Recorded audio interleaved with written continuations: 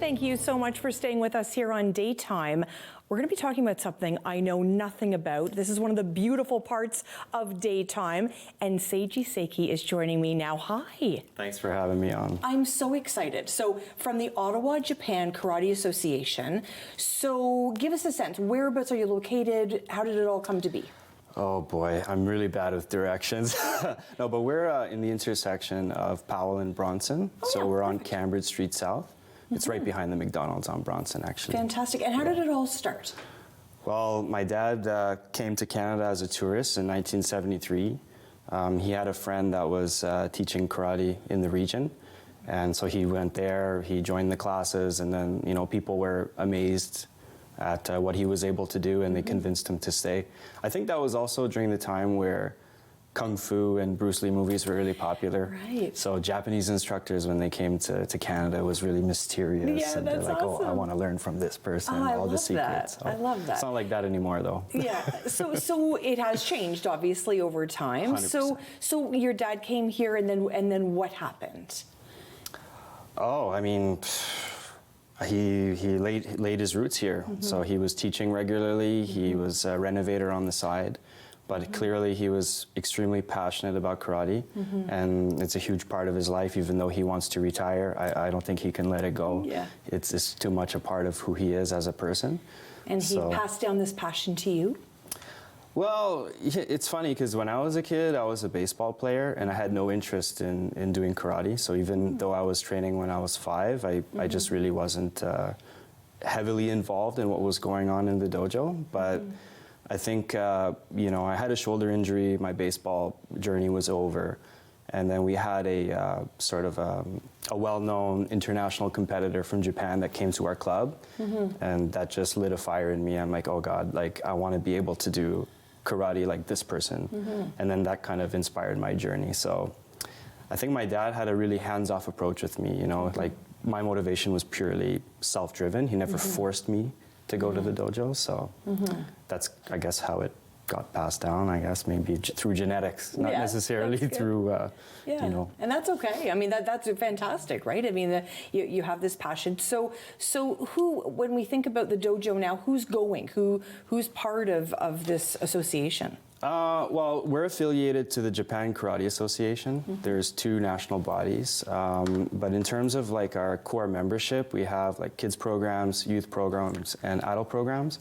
And what's neat about our dojo is it's a sort of like a melting pot of people from all various backgrounds, right? So typically in social settings, you might hang out with people who are in a certain industry or trade, but what's neat with us is like we have blue-collar workers, white-collar workers, you know, such a wide range of diverse people that join the club. So that's really, I think the commonality is it's a place that they can just focus on themselves, and personal development's really at the foundation of why they train, and that common factor creates a lot of bonds with people from completely different backgrounds. Now, I've been asked to ask how you met your wife. Oh, jeez. I'm dying to know. There won't be a How I Met Your Mother type of show for that, but ultimately, you know, it was my dream to go to Japan and graduate from the instructor's training program there. And we actually met through a mutual friend who was doing that program with me at a birthday party. So my wife was doing her graduate studies at Tsukuba University. So, and our mutual friend also was an alumni of Tsukuba University. So that's really how we connected. So that's wonderful. And you know, we're talking a lot about mental health today. Talk to me a little bit about karate and mental health. Is it core for you, for instance?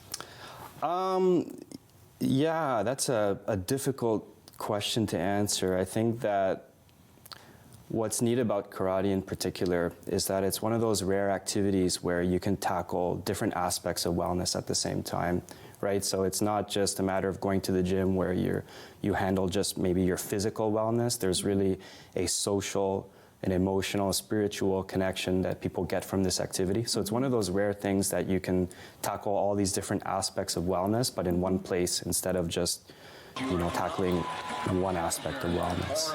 Fantastic. So- And when I think about all what Ottawa has to offer, this isn't something that's ever come to my attention, and that's why I love this show. Yeah. But if someone's listening right now, they've been inspired to check you out. What's the best way to do that? You can check us out at ottawajka.com. Honestly, we don't like to promote ourselves that much. Like, we have an Instagram page, but because we're a nonprofit organization, we really don't want to compromise the training environment of our club. So we're not really out there and trying to, like, this is the biggest type of promotion, that I've done in the last 5 years. Wow. So it's ottawajka.com is the best way to find us. And when you think about, when somebody comes in for the very first time and then you see them a few months later, what's the change? Oh, I think that really depends on the person. I think we teach authentic Japanese karate. We're not a commercialized school. So I think people, when they come in, they say, oh my gosh, I do not want to do this, or they're hooked from the very beginning. So I think maybe the biggest change is some people feel like this is what they've been looking for a long time and they finally found it. Or, oh my gosh, let's get out of this place. This is totally nuts for us to do this. So. Yeah. Oh, it's fascinating to me, and really appreciate you sharing about Ottawa Japan Karate Association. And thanks so much. I learned a lot from you today. It's once again, it's not something that sort of hit my radar, and that's wonderful about you coming in today. Thanks for having me on. If it wasn't for one of our members to refer us, we never would have been on the show. So thanks for your time. Thank you so much. Thank you for joining me today. Appreciate it. Learned a lot today about karate, the Ottawa Japan Karate Association. You can learn more, of course, visit their website. We've got lots coming up for you. Deirdre Spears is coming up from Family Services Ottawa, and Deirdre's got lots to talk to us about. They do a fantastic event every year called Music on a Mission. We're going to talk a little bit about that. We're going to talk a lot about Family Day. Family Day, of course, is coming up on Monday. If you haven't got plans, you got to plan your Family Day weekend. We're looking forward to spending some time with Deirdre Spears from Family Services Ottawa. Stay with us on Daytime, everyone.